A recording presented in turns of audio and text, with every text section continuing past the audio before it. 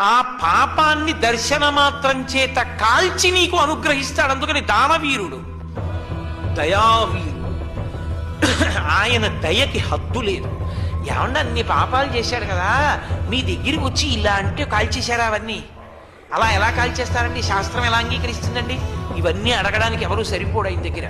ఆయన ఈశ్వరుడు, నిరంకుశుడు. ఆయన చెప్పినది ఆజ్ఞ, ఆయన అనుగ్రహమే హేతువు.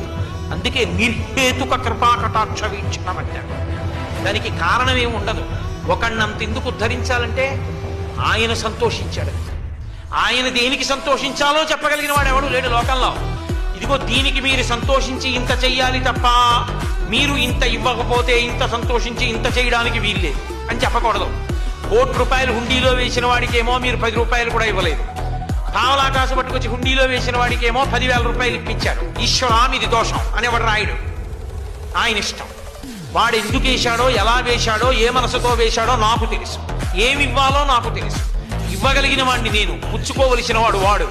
ఏది ఇచ్చినా నా ఇష్టం తప్ప ఎందుకు ఇచ్చామని అడగడానికి శాస్త్రాన్ని అక్కడ సమన్వయం చేసే అధికారం ఎవరికీ లేదు.